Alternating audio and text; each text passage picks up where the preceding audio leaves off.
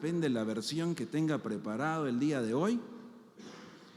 Los voy a invitar a que la tengamos listo en el libro más extenso de la Biblia, el que tiene más capítulos. ¿Cuál es? El libro de los Salmos. Así que vamos a listar en el libro de los Salmos. En un momentito les digo a cuál vamos a ir. Si les digo ahora, se van a poner a leerlo. Entonces vamos a esperar un momento, porque encontré una presentación animada, un video que tiene una explicación fantástica de una palabra que hemos conversado ya aquí previamente, que hoy va a aparecer en el Salmo. Se repite 3 veces y de hecho es una de las palabras, creo yo, que más se repite en el Antiguo Testamento, 245 veces. Hoy la vamos a ver aquí en este Salmo 3 veces. Y esa palabra tiene que ver con el amor leal de Dios. Así que les quiero pedir que presten su atención aquí a la pantalla. Vamos a escuchar una explicación acerca de esta palabra y luego vamos al Salmo. Si intentas describir cómo es Dios, sería una tarea difícil e intimidante.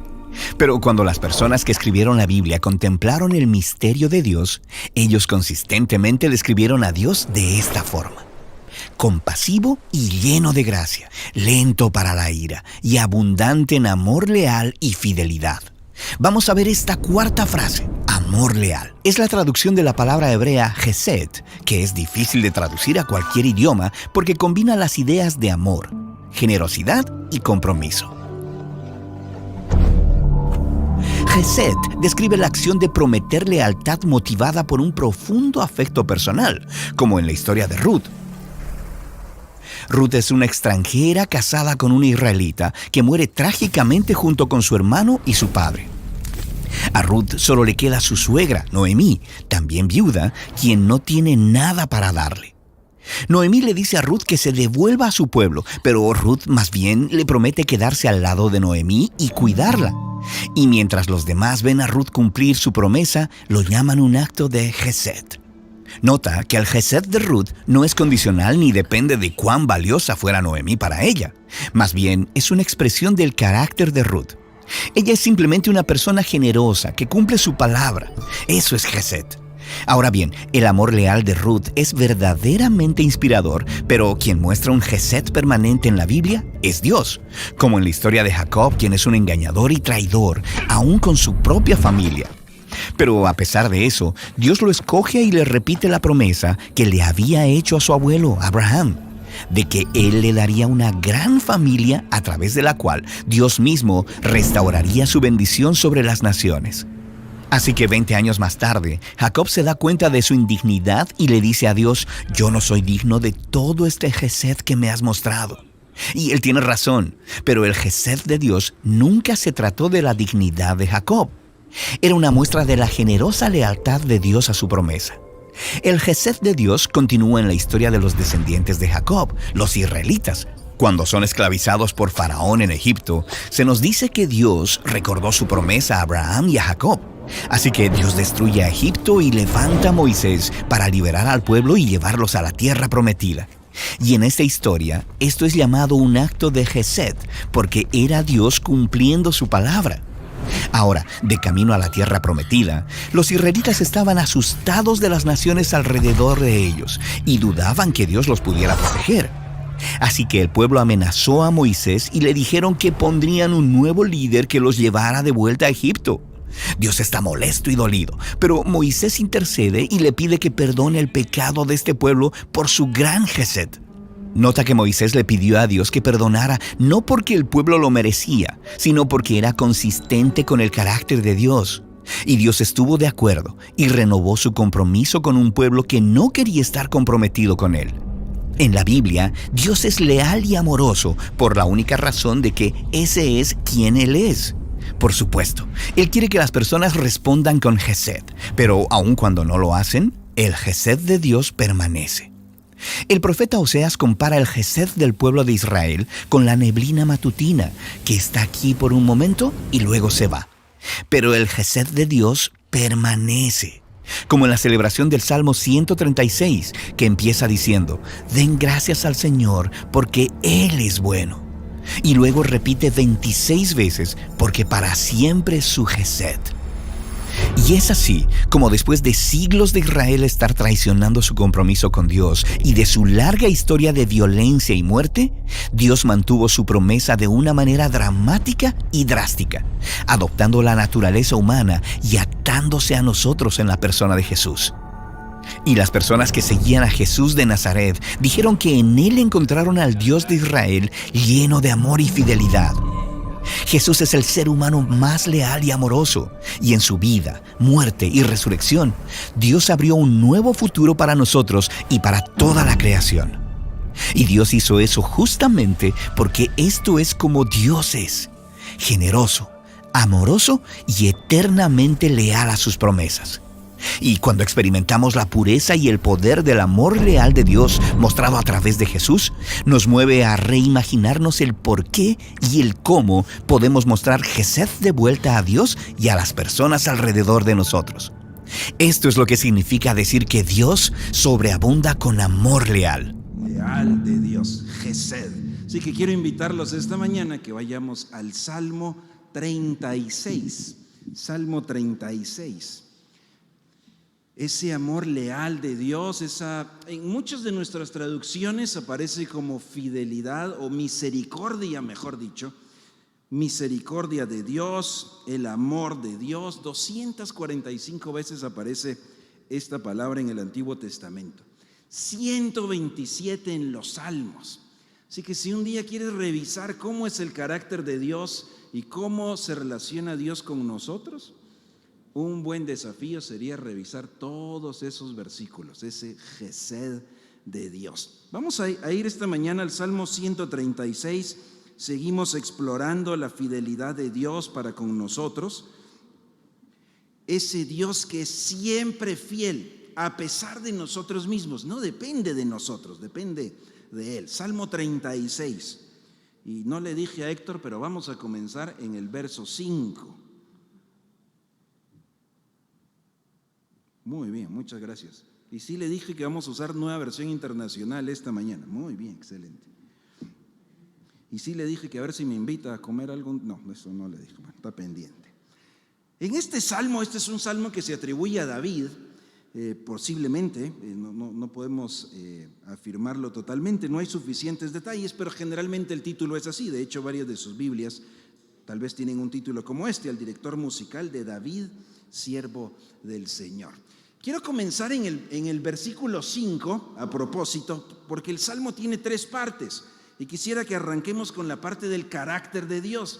¿Cómo es Dios? ¿Cómo es ese Dios leal, ese Dios amoroso, ese Dios fiel? Y a partir del verso 5, de hecho entre el 5 y el 9, encontramos una alabanza a Dios. El poeta va a expresar una alabanza a Dios, algo como lo que estábamos haciendo hace un momento, cantando a Dios, expresando una alabanza por quien es Dios. Y los invito a que notemos 5 características de Dios. A ver si las podemos ir encontrando en los versículos. 5 características de tu Dios, de nuestro Dios. Versículo 5, Salmo 36, verso 5. Tu amor, Señor, llega ¿hasta dónde? Hasta los cielos. Tu fidelidad alcanza las nubes. En Reina Valera se utiliza la palabra misericordia. Aquí en Nueva Versión Internacional se utiliza la palabra amor.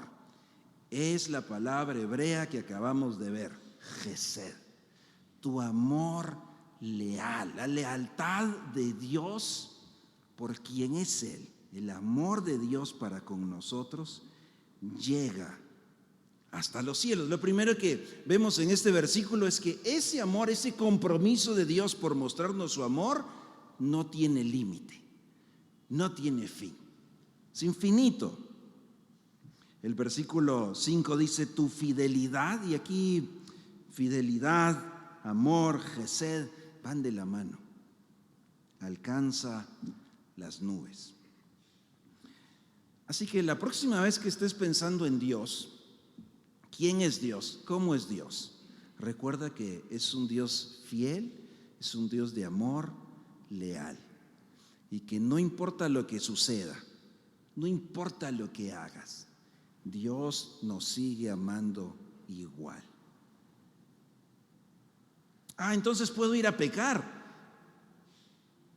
Pues de que puedes, de que deberías, no, de que no es la voluntad de Él, pero su amor no cambia porque pecamos o no. No crece cuando obedecemos, no decrece cuando desobedecemos, sino dependería de nosotros. Qué Dios tan pequeño, qué Dios tan en realidad, pues, nada de maravilloso, ¿verdad? Si así nos amamos muchas veces los humanos. Si haces todo bien, te quiero mucho. Si no haces todo bien, no te quiero mucho. El amor de Dios no depende de nosotros. Él es amor. Primera característica de Dios, su amor, versículo 5. Vamos con el verso 6. Tu justicia, miren las comparaciones. El poeta está tratando de expresar metáforas, comparaciones, para que veamos esas características de Dios. Toda comparación humana siempre se va a quedar corta, pero algo nos comunica, algo nos trata de decir. Verso 6, tu justicia es como las altas montañas. El complemento en el versículo es tus juicios. Justicia y juicios sinónimos aquí, como el gran océano.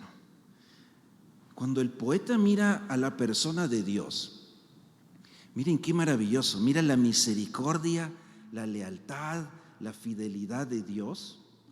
Y dice, no tiene fin. Pero al mismo tiempo mira la justicia de Dios. Y dice, ese es inconmovible, es firme como las montañas y es amplia como los abismos en el mar. Es un misterio. De hecho, leamos Romanos capítulo 11, Héctor nos ayuda ahí a proyectarlo. Hablando acerca de ese misterio de Dios, Romanos capítulo 11 dice, qué profundas son las riquezas de la sabiduría y del conocimiento de Dios. Oigan esto, qué indescifrables sus juicios e impenetrables sus caminos. ¿Quién ha conocido la mente del Señor o quién ha sido su consejero? ¿Quién le ha dado primero a Dios para que luego Dios le pague? Porque todas las cosas proceden de Él y existen por Él y para Él. A Él sea la gloria por siempre. Amén. En Romanos encontramos una alabanza donde vemos esos juicios y esa justicia de Dios. Wow, nosotros no la logramos comprender. Dios nos da un vistazo. Podemos confiar en que Él es perfectamente justo. Pero ninguno de nosotros logra explicar cómo se manifiesta precisamente en la práctica toda esa justicia. Vemos a nuestro alrededor y a veces parece que no está ahí esa justicia de Dios. De hecho, el salmista va a enfrentar ese mismo conflicto. En un momento lo vamos a ver. Pero cuando ve a Dios, ve misericordia infinita, ve una justicia inconmovible, ve juicios profundos y misteriosos. ¿Qué vemos nosotros cuando vemos a Dios? ¿Cómo ves a Dios? ¿Qué características ves de Dios? ¿Qué es lo primero que viene a tu mente cuando ves a Dios? Bueno, aquí estamos viendo lo que el poeta está expresando. Y queridos hermanos, ojalá ese sea el rostro de Dios que tenemos siempre presente. Pase lo que pase, venga lo que venga, levanta siempre la vista y mira a tu Dios. Sigue expresando, llevamos dos, misericordia, ¿verdad? Gesed, y la segunda, justicia. Muy bien, vamos para ver, son 5. Están aquí en el siguiente versículo, 2 más. Versículo 6 todavía.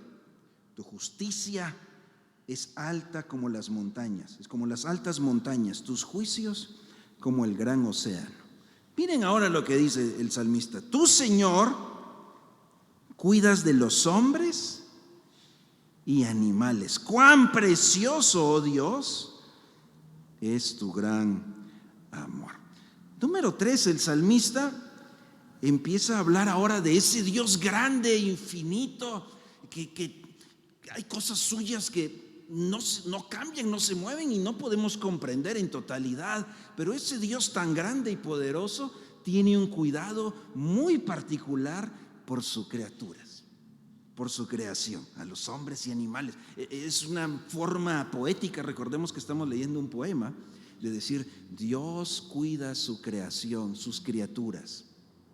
Ese Dios infinito, ese Dios tan grande y poderoso, tiene un cuidado muy particular de cada uno de nosotros. Es el Dios protector. Algunas traducciones, Reina Valera dice, conservas o preservas a tus criaturas.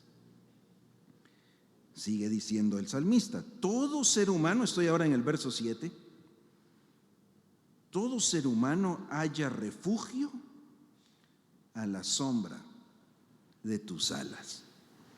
¿Qué figura les comunican las alas aquí? Puede haber varias figuras, ¿verdad? Una es la de las gallinas, y entonces nosotros, ¿qué seríamos? Los pollitos. Si estuviéramos en el grupo de jóvenes, les diría, dile al que está a tu lado, eres un pollito. Pero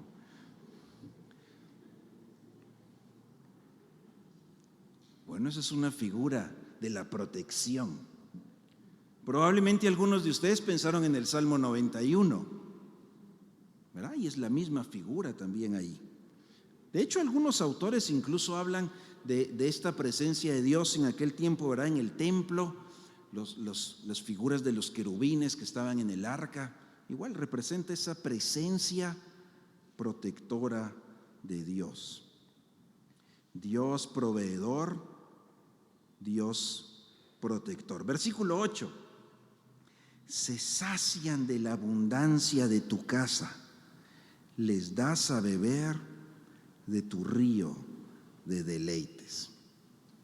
El Dios misericordioso, el Dios justo, el Dios protector y el Dios proveedor, el Dios en quien el ser humano puede saciarse. Ahora, hasta acá probablemente esto que estoy describiendo acá es un excelente recordatorio. Son cosas que conocemos de Dios, cosas que sabemos de Dios.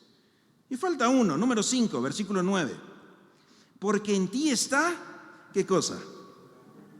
La fuente de la vida, y en tu luz podemos ver la luz. Número 5, Dios el dador de vida plena. El salmista está diciendo, la vida no tiene sentido fuera de Dios. En Dios encontramos el sentido. Dios es la fuente de la vida. En Él vamos a encontrar ese sentido y esa dirección de la vida. Fuera de Él no la vamos a encontrar. 5 recordatorios. Dios misericordioso, Gesed, misericordia o su amor leal, la justicia, protección, provisión y vida plena. Ahora, ¿por qué el salmista está recordando eso? ¿Y por qué comenzamos recordando eso hoy? ¿Y por qué algunos están tan serios esta mañana? Son preguntas que uno se hace. Vean lo maravilloso que el poeta describe a Dios, pero hay una razón por la que el poeta tiene que recordar quién es ese Dios. Hay una razón por la que el poeta dice, necesito ver a ese Dios, necesito tener presente a ese Dios misericordioso, justo, protector, proveedor y que da vida plena. Necesito ver y prestarle atención a ese Dios. Y hay una razón, son los primeros versículos. Los primeros versículos son versículos bastante duros. De hecho, lamentable lo que aparece en los primeros versículos, pero muy cerca de nuestra realidad, queridos hermanos. Y al ver los versículos 1 al 4, lo que vamos a encontrar es el gran contraste al carácter de Dios que acabamos de ver. Misericordioso, justo, protector, proveedor, vida plena. Muy bien, Michelle, los vamos recordando aquí, tú y yo. Cada vez que yo digo uno, ella lo dice, y cuando se me olvida uno, la volteo a ver a ella. Misericordioso, justo, protector, proveedor, vida plena. Necesitamos ver a ese Dios, porque en contraste, el ser humano El ser humano es descrito aquí como lleno de maldad, impío, contaminado por el pecado. Así que vimos una alabanza, pero antes de eso hay una reflexión, una instrucción, ¿verdad?, acerca del ser humano. Pero es totalmente contrario al carácter de Dios. El ser humano es malvado. Y el versículo 1, no soy experto en hebreo, en griego tampoco, pero en hebreo leía varios comentaristas que dicen que es un versículo muy difícil de traducir. Y de hecho en nuestras traducciones vamos a encontrar ciertas diferencias. Creo que todas suman y hacen sentido, pero es un versículo complicado. Nueva Versión Internacional lo tradujo así. Fíjense las diferencias. Dice el pecador: ser impío lo llevo en el corazón. Imagínense comenzar un poema así. Vamos a comenzar hablando acerca de lo que el pecador dice en lo más profundo de su ser. Ser impío está en mi corazón. Wow, qué poema, ¿verdad? Reina Valera 60, escuchen, Reina Valera 60 dice: la iniquidad del impío, o sea, su maldad, me dice al corazón, no hay temor de Dios.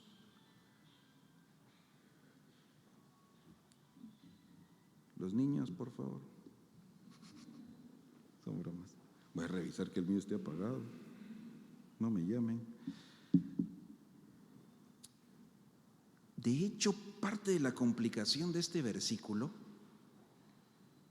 es que comienza con la palabra oráculo.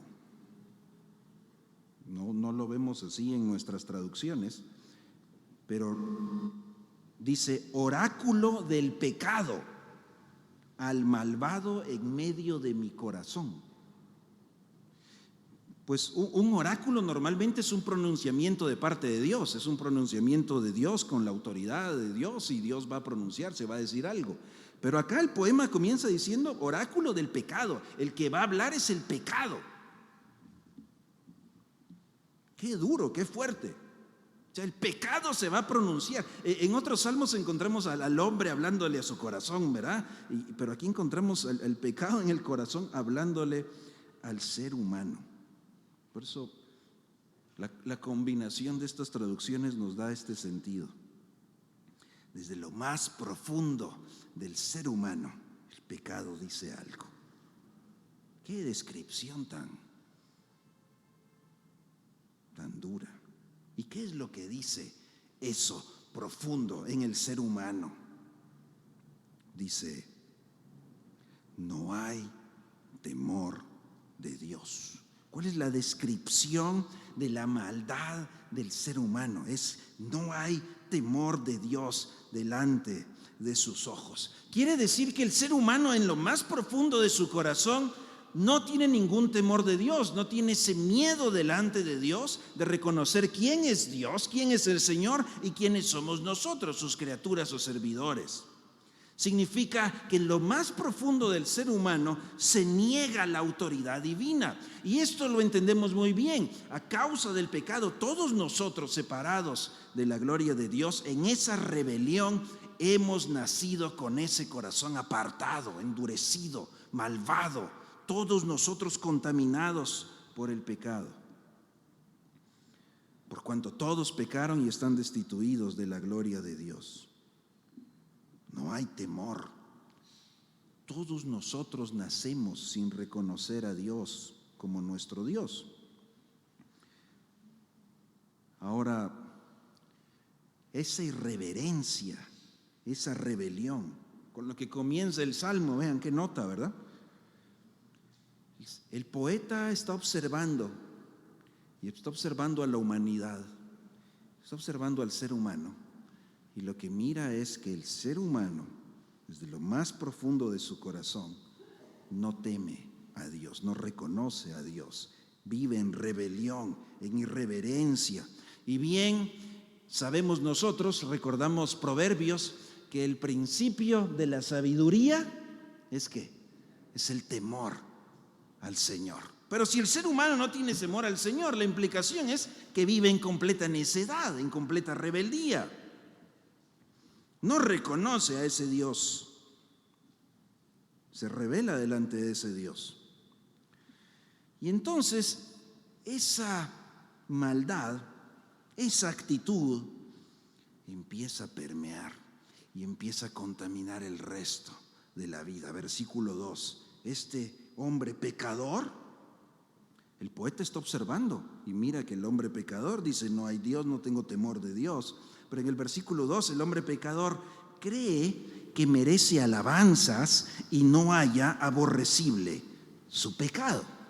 Es total ausencia de sabiduría, total necedad. Lo que el poeta está observando es que el hombre, por su naturaleza pecaminosa, el ser humano malvado, piensa que todo lo hace bien, piensa que está bien, piensa que merece elogios, piensa que merece alabanza. Es más, ¿cuál problema? No encuentra aborrecible su pecado. A lo malo lo llama bueno y a lo bueno lo llama malo. Como que el poeta sabía en qué época vivimos nosotros ahora, ¿verdad? Como que el poeta conocía el estado actual del mundo. Bueno, es que es el estado actual del corazón de cada uno. Es esa naturaleza pecaminosa, es esa naturaleza la que nos hace rebelarnos contra Dios. Siempre recordemos esto, atención aquí. Nosotros no nos hacemos o convertimos en pecadores porque cometemos pecados. Si así fuera, el corazón del hombre sería fácil de arreglar, simplemente deje de hacer esos pecados y ya. Y muchas veces hemos creído eso. Si dejo de cometer esos pecados, ya no soy pecador. Pues es una mentira, es un engaño. No soy pecador porque me puse a cometer pecados. Es al revés. Puesto que mi naturaleza pecaminosa está ahí, soy pecador, y entonces ¿qué va a ocurrir? Cometo pecados. Es al revés. La fuente no son tus acciones, son un efecto nada más del problema. Si solo resuelvo el problema de mis acciones, no he resuelto el problema. Hoy vivimos en un mundo así, donde es tan fácil no hallar aborrecible el pecado. El pecado se ve bueno, se ve bien. Nuevamente no es sorpresa, porque desde el jardín del Edén sucede lo mismo. Cuando Eva vio el fruto, puedes comer de todo fruto, de todo árbol, todos son buenos. Hay uno que no, como buen ser humano, ¿qué hicimos? Ese uno, ¿verdad? Pues juegue con todo, no toque aquí. ¿Qué hacemos nosotros? Así es nuestra naturaleza.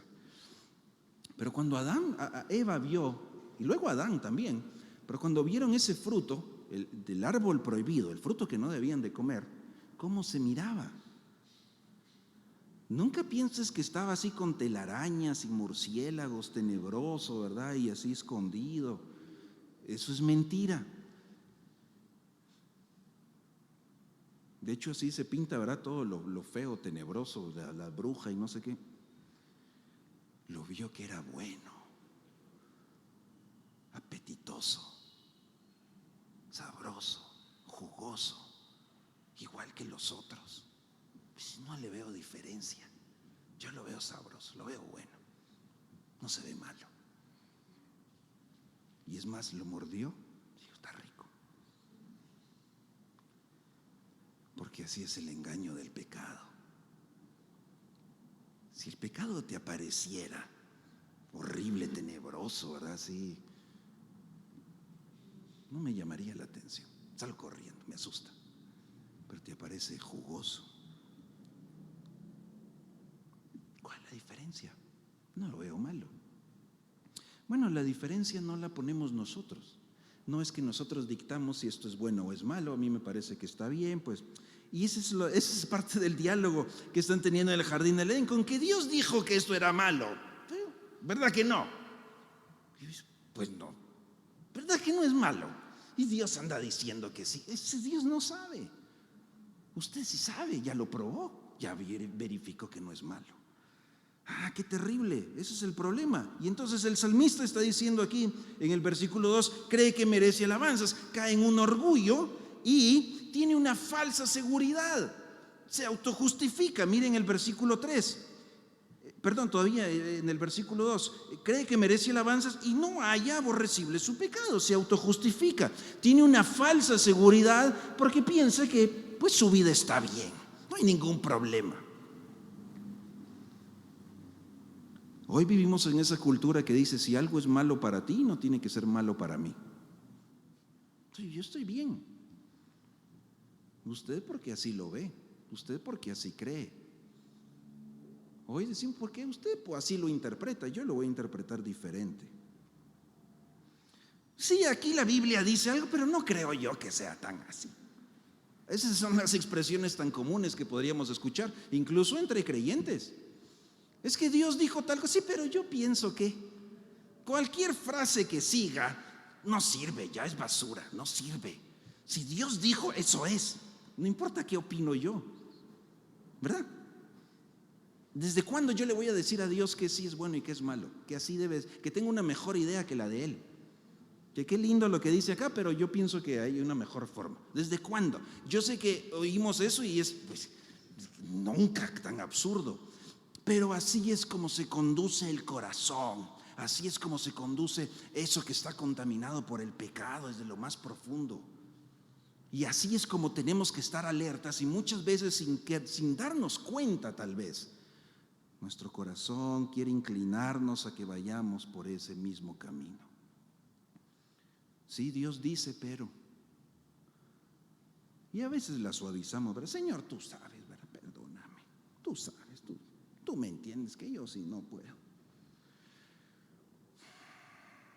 Se autojustifica, tiene una falsa seguridad porque en lugar de verse como Dios lo ve, el hombre se ve como quiere verse.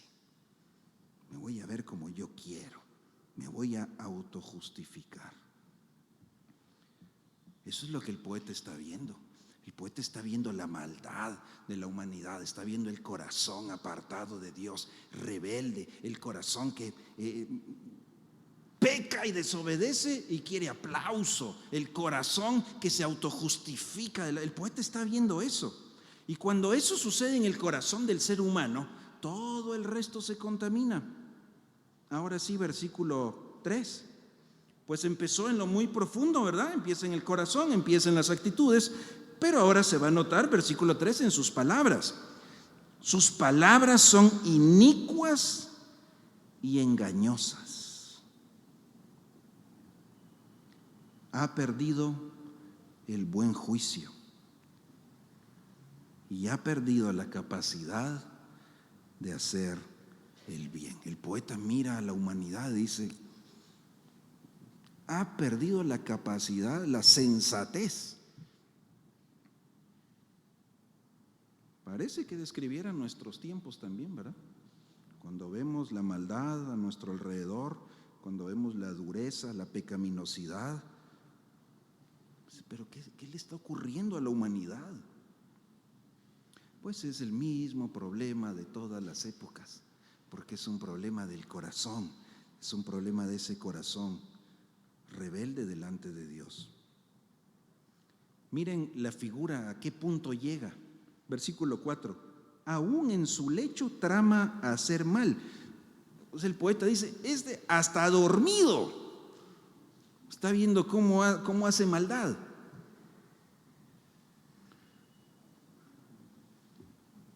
Se aferra a su mal camino y persiste en la maldad. ¿Quién empezaría un poema así, con unos versos así, hablando acerca de la maldad y el pecado?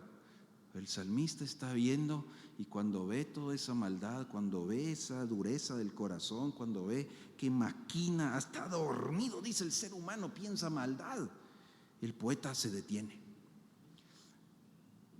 y hace lo que, querida iglesia, nosotros tenemos que hacer también. Cuando nosotros vemos a nuestro alrededor y en medio de una sociedad de cabeza, en medio de un mundo de cabeza, en medio de cosas que no hacen sentido, en medio de maldad, en medio de injusticia, en medio del dolor, el salmista se detiene y dice: necesito ver a Dios. Necesito alzar la vista y ver a Dios. Necesito fijarme en Él. El salmista entonces alaba a Dios. Y querida iglesia, ese recordatorio es muy importante para nosotros hoy. A veces enfrentaremos esta hostilidad, enfrentaremos esta maldad. A veces habrá cosas que, como el salmista, se pone a ver y dice: no entiendo, esto no hace sentido. ¿Cómo es posible? Esto no tiene ningún tipo de sensatez.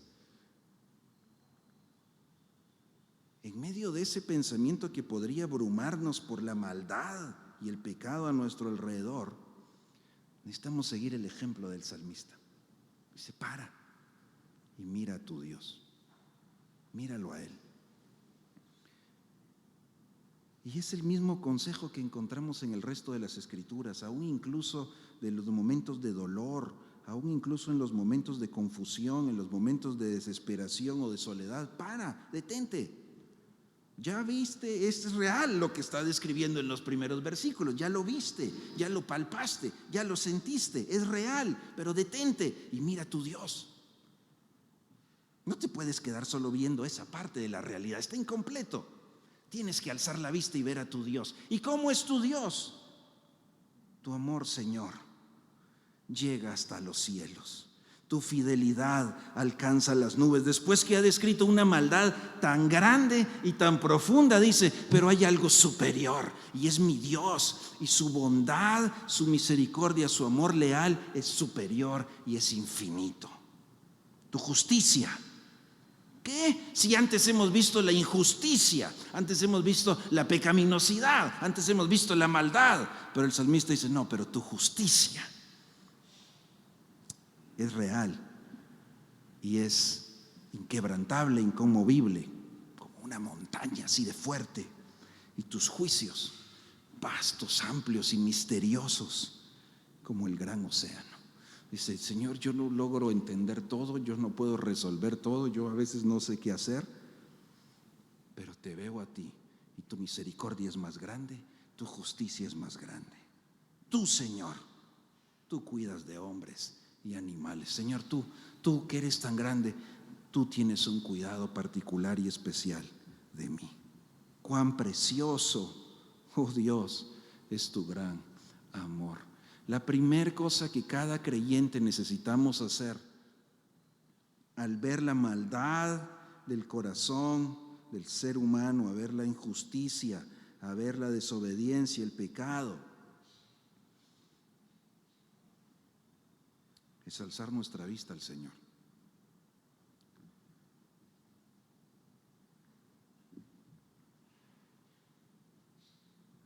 Todo ser humano halla refugio a la sombra de tus alas. ¿Quién es tu refugio y tu esperanza y tu seguridad en medio de un mundo de cabeza? ¿Quién es tu refugio y tu esperanza en medio de un mundo quizás que no hace sentido, en medio de la adversidad que podamos enfrentar en la vida, de la hostilidad, del dolor, o incluso como los creyentes que hemos leído otras veces acá en el Nuevo Testamento, en medio de persecución? ¿Quién es tu refugio? ¿Dónde te vas a refugiar en medio de esos ataques? El salmista no entró en desesperación. El salmista no entró ni en rebelión. Duro los primeros versículos, pero el paso que toma es el mejor. Toma ese paso, querido hermano. Cuando sean los primeros versos duros en tu vida, toma el paso de detenerte y ver a tu Dios. Misericordioso, justo, protector, proveedor y de vida plena. Se sacian de abundancia de tu casa, le das a beber de tu río de deleites, porque en ti está la fuente de la vida y en tu luz podemos ver la luz? ¿Dónde está tu esperanza?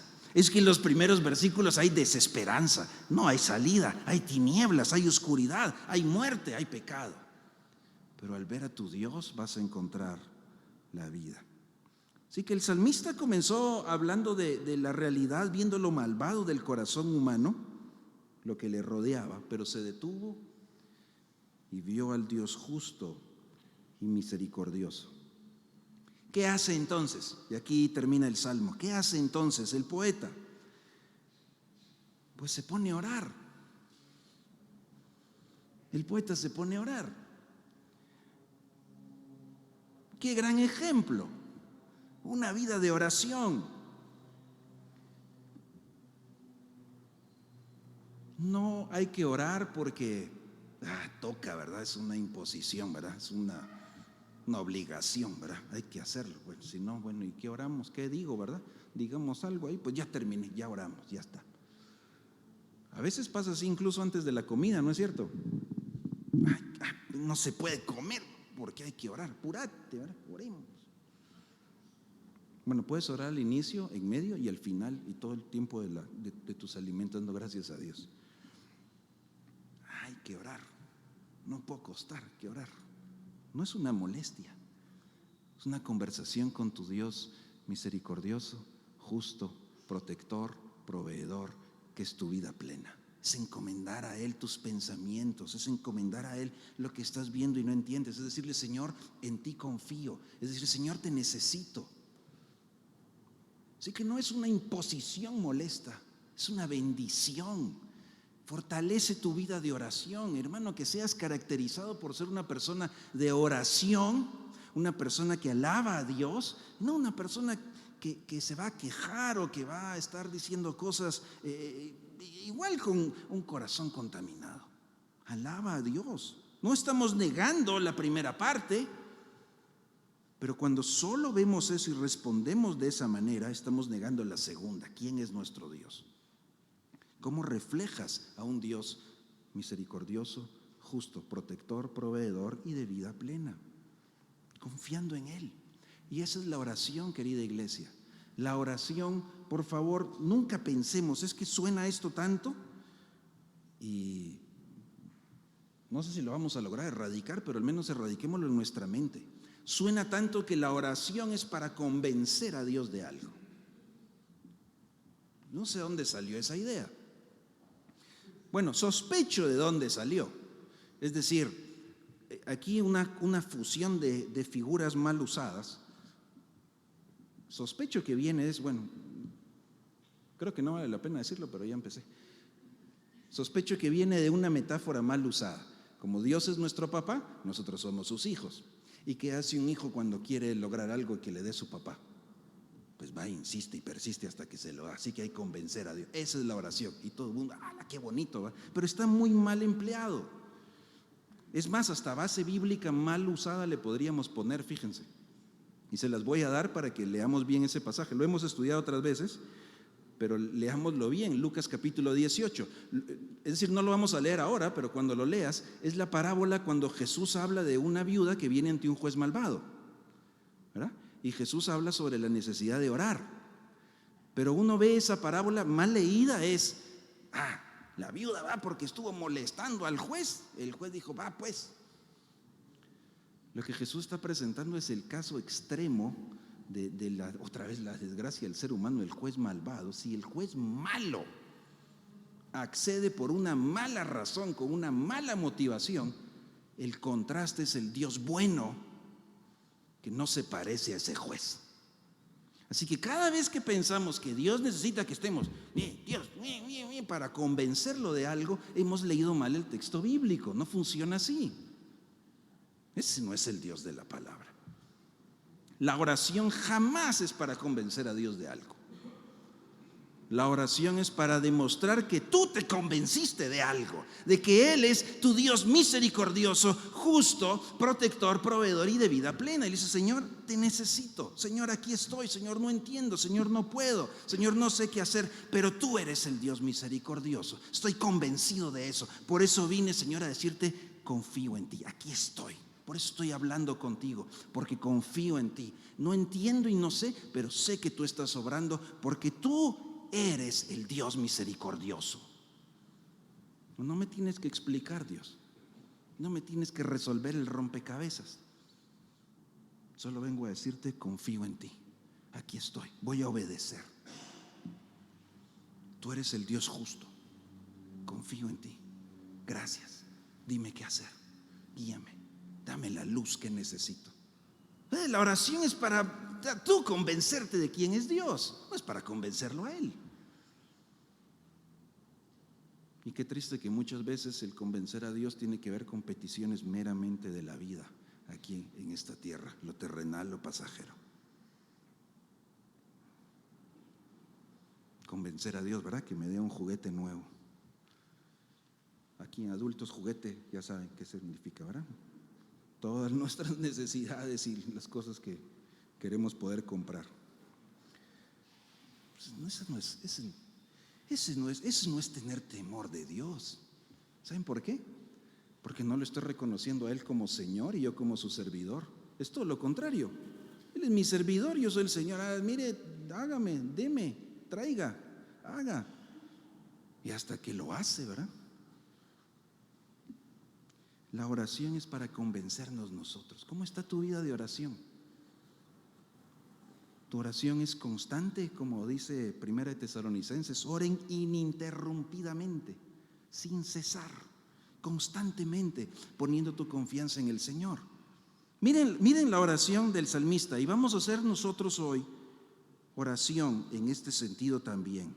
Cuando vemos la fidelidad de Dios, debemos alabarlo y orar más y orar mejor. Miren la oración del poeta. Así concluye su poema. Versículo 10. Ya vimos que hay una diferencia acá, ¿verdad? Entre los que tienen temor de Dios y los que no, los que conocen a Dios verdadero y los que no. Pues el poeta dice, extiende tu amor a los que te conocen. Extiende tu justicia a los rectos de corazón. El salmista termina con una súplica intensa y ora para que los que lo conocen sigan experimentando misericordia de Dios. Gesed. Aquí aparece por tercera vez en el Salmo. Gesed. Que quienes te conocen sigan experimentando tu gesed.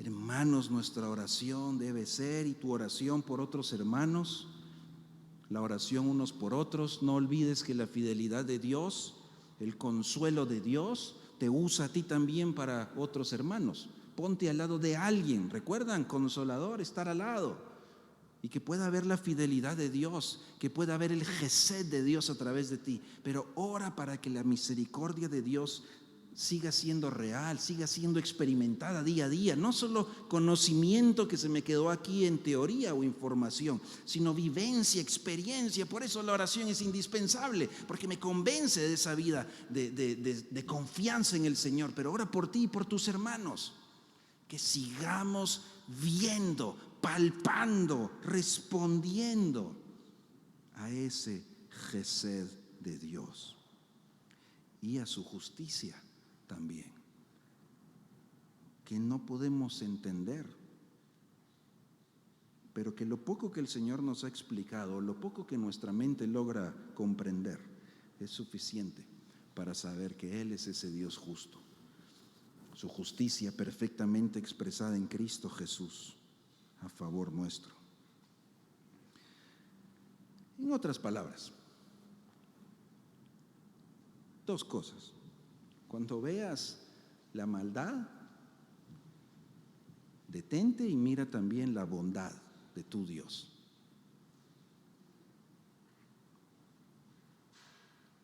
A veces solo vemos una parte, ¿verdad? Dios es bueno. ¿Cómo que Dios es bueno? Sí, mira lo que me pasó, mira cómo me está yendo. ¿Cómo me decís que Dios me ama? Bueno, eso es versos 1 al 4. No hay temor de Dios. Cuidado, que tu corazón no caiga en eso. Mira la gesed de Dios.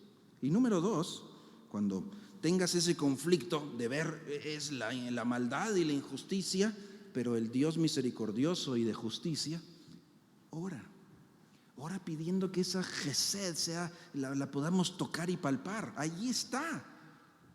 Pero a veces estamos distraídos viendo otra cosa. ¿En qué estás concentrado y enfocada tu vida? Si pues habéis resucitado con Cristo, buscad las cosas de arriba. En eso deberíamos de estar enfocados. Así que por eso el salmista dice, sigue extendiendo, que siga siendo una experiencia palpable tu gesed y tu justicia con los que te conocen. No es conocimiento teórico, no es conocimiento de datos. Si yo pregunto, mis queridos hermanos, a ver, mencionemos los atributos de Dios, hacemos una lista aquí. Pero la pregunta es tu experiencia con ese Dios de esos atributos. Ese es conocer a Dios, es diferente. Por eso necesito la oración. La segunda cosa que hace el salmista es que ora para no caer en manos de los malvados. Y ora para él no caer en los mismos errores de los malvados. Versículo 11. Que no me aplaste el pie del orgulloso. El versículo 11, por cierto, es otro versículo difícil. Tampoco soy experto en hebreo, ni en griego, ni en arameo, pero los comentaristas dicen, y cuando ustedes ven en diferentes versiones van a notar que sí está complicado traducirlo. La figura del pie que aplasta o del pie que pone tropiezo, ¿verdad? O del pie que empuja o del pie que golpea, es difícil. Pero lo que está diciendo es, no quiero caer en manos de los malvados, ni me desarraigue la mano del impío. La segunda oración del poeta es, Señor, guárdame de ser presa fácil del mal. Guárdame de no caer en estos mismos errores. Es que aunque nosotros ya conocemos al Señor, seguimos teniendo una naturaleza pecaminosa que está inclinada a versículos 1 al 4. ¿Por qué todavía no puedo entregar y rendir todo al Señor como quiero? ¿Por qué todavía a veces mi corazón se rebela? ¿Por qué todavía a veces pienso mal? ¿Por qué todavía a veces hablo lo que no quisiera decir? Porque todavía tengo una naturaleza pecaminosa. Pero estoy convencido de esto, dijo Pablo, que el que comenzó en vosotros la buena obra, la va a hacer completa y perfecta y los está llevando en esa dirección hasta el día de Jesucristo. Victoria. Todavía estamos en medio de lucha. Así que el salmista está pidiendo, Señor, yo no quiero caer en eso. Versos 1 al 4. No me dejes caer. Y eso tiene que ser una oración para nosotros también, querida iglesia. Más que para pedir las cosas, ¿verdad?, que necesitamos y hacen falta, también Dios quiere escuchar nuestras necesidades, pero una oración más importante es orar por que experimentemos esa misericordia de Dios y orar para que no caigamos en esa rebelión y esa dureza de corazón. Señor, no me dejes ser desviado por la maldad.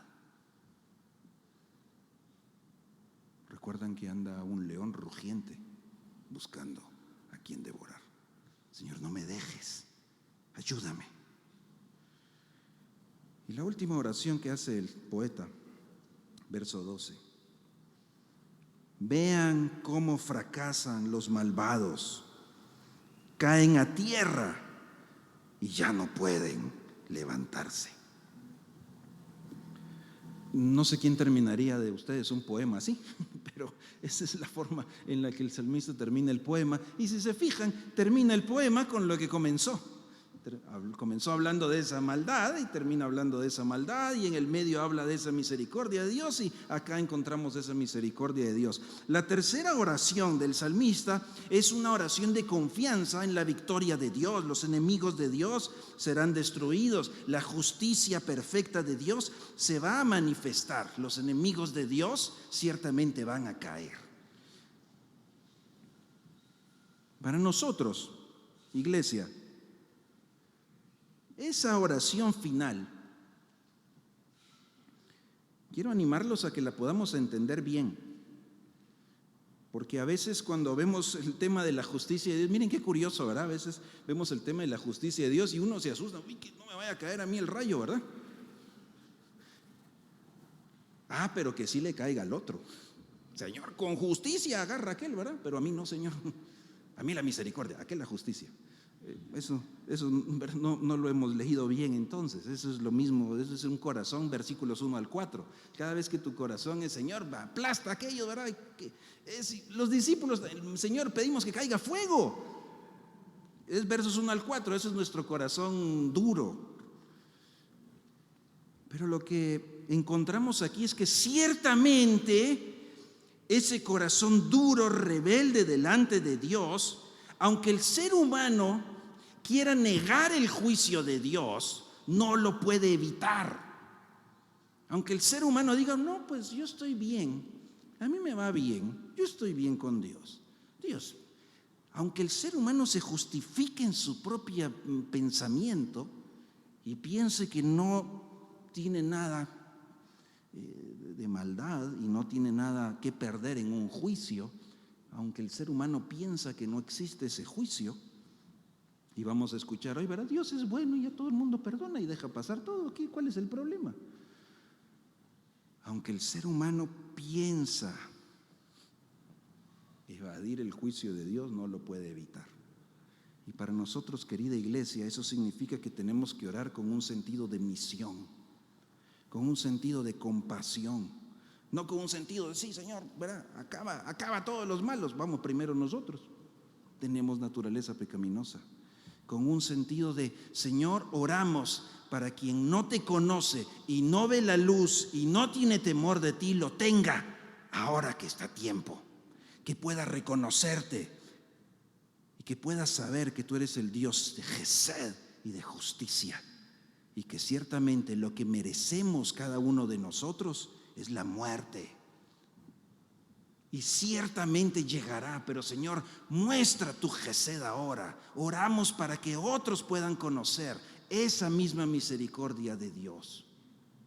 Así que nuestra oración no es de venganza, nuestra oración no es de desquite, sería una oración de maldad. Tiene que ser una oración de compasión, porque ciertamente los malvados fracasarán. Señor, gracias por tu misericordia para habernos rescatado de allí. Y Señor, ten misericordia de otros también.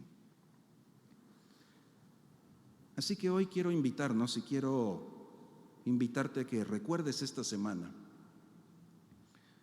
varias cosas que hablamos aquí hoy. Michelle, nuestro Dios es misericordioso, amor, justo, protector, proveedor. Todos te voltearon a ver. No, pero ustedes también, todos aprendámoslas. Dice, no, pues solo Michelle se las tiene que saber. No, te felicito porque las fuimos repasando. Esta semana, en medio de lo que atravieses, cuando veas la maldad, cuando veas la hostilidad, mira a tu Dios también. El Dios de misericordia, el Dios de justicia, el Dios de protección, el Dios de provisión y el Dios de vida plena. Y cuando veas ese contraste entre el corazón del hombre y el carácter de Dios, ora. Mira la fidelidad de Dios, que la fidelidad te lleve una oración en primer lugar para que sigamos tocando, palpando, que esa Gesed de Dios sea real en tu vida y en tu familia todos los días. Y levántate todos los días y hoy son nuevas tus misericordias, Gesed, porque para siempre es su misericordia, Gesed.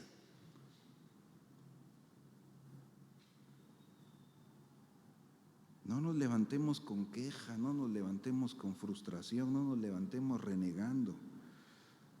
Ora para no caer ni ser desviado por la maldad. Ora para no ser presa fácil de la maldad, de la desobediencia. Y ora con compasión por otros.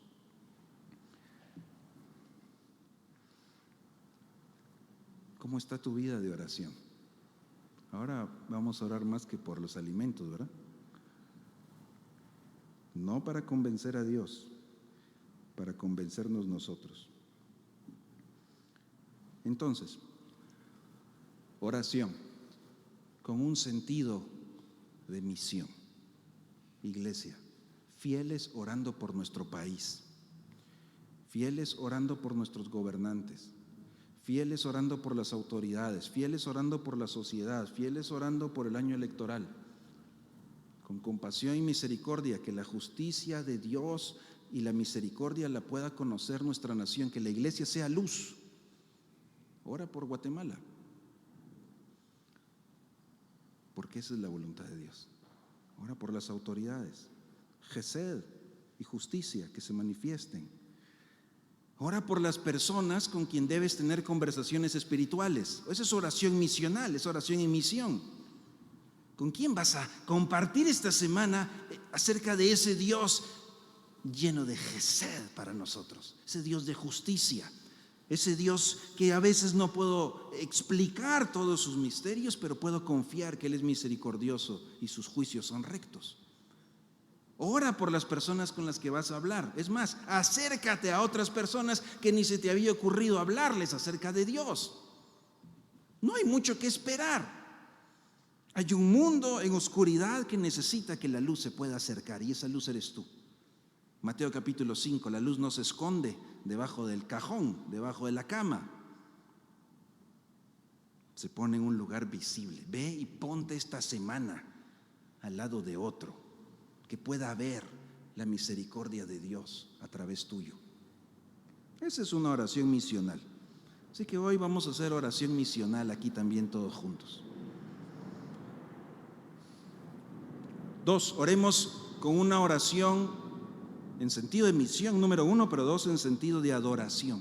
Esta semana, que tu oración sea de gratitud, de confianza a tu Dios en medio de la hostilidad, en medio del dolor, en medio de la pecaminosidad, en medio de lo que no hace sentido de esta vida y de la dureza que pueda haber a nuestro alrededor.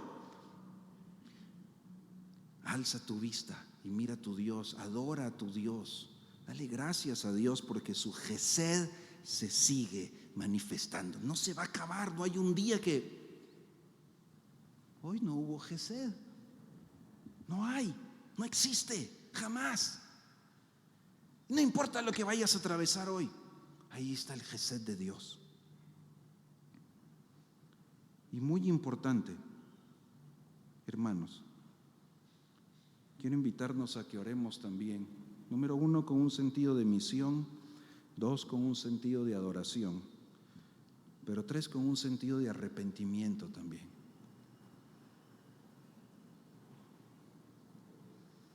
Muchas veces quizás sí hemos caído presa fácil del mal. Quizás teniendo a ese Dios de misericordia, en lo poco o en lo mucho le damos la espalda. Quizás en algunas de nuestras actitudes también puede haber ausencia del temor de Dios. Quizás a veces vivimos, ¿verdad?, creyendo que merecemos alabanzas, dice el verso 2. Quizás vivimos pensando que no hay nada malo en nosotros. Necesitamos una oración de arrepentimiento, decir: Señor, perdóname, perdóname, te confieso. Tú ya lo sabes, Señor, pero te confieso que muchas veces en mi corazón hay pecado. No necesitamos saber la vida de alguien más, simplemente sabemos que tenemos una naturaleza pecaminosa. Y eso hace que mis pensamientos se contaminen, mis palabras se contaminen, mis actitudes se contaminen, mis acciones se contaminen. Nunca pienses que hoy no me contaminé. Mira, hoy todo bien. Cree que merece alabanzas, versículo 2. Tengo una naturaleza pecaminosa y muchas veces me aparto de ese Dios porque mi naturaleza pecaminosa, recuerdan, ese Dios me quiere llevar hacia allá y dice que vive en santidad, pero mi naturaleza pecaminosa, mi carne se opone al Espíritu y voy en la dirección contraria. Arrepentimiento es virar en U e ir en la dirección de Dios. ¿Tienes un Dios a quien recurrir? ¿Quién es tu Dios? Pues acércate a ese Dios. No te vayas lejos de Él, no te vayas en la dirección contraria. Acércate a Él. Así que quiero invitar a todos a que cerremos nuestros ojos y si Dios te ha hablado algo hoy a través de este salmo, que tú allí en tu corazón le puedas responder y dile: Señor, aquí estoy. Si el Señor te ha hablado algo, que tú respondas. Y mientras quizás examinas qué fue lo que Él te dijo y te pidió, siempre un buen ejercicio es orar por alguien más con esa misericordia, para que veas también que esa misericordia ya te ha alcanzado a ti, el Gesed de Dios.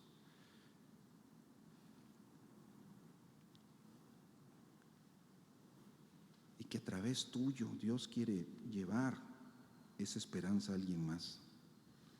¿Cómo está tu vida de oración? ¿Cómo está tu confianza en el Señor? Él sigue siendo fiel. Él siempre está cercano a todo el que le invoca, porque Él es lleno de misericordia.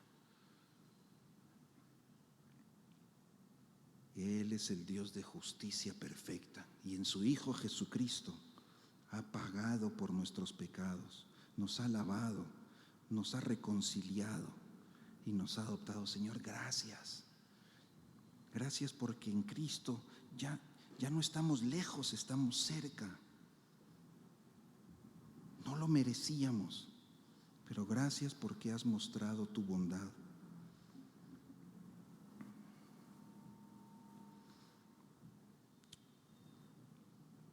Hoy mientras oramos vamos a cantar también, y que este canto nos permita hacer una oración de arrepentimiento, una oración de decir: Señor, perdona porque en mi corazón muchas veces me he comportado como si no te conociera. Perdóname porque muchas veces me he visto como yo quiero verme y evaluarme y decir que todo va bien. Señor, muéstrame las áreas en las que necesito rendirme a ti para que tú seas glorificado y para que el carácter de tu Hijo Jesucristo sea formado en mí. Señor, perdónanos, perdóname. Aquí estamos con un corazón arrepentido. Aquí estamos acercándonos a ti. Gracias porque nunca nos echas fuera.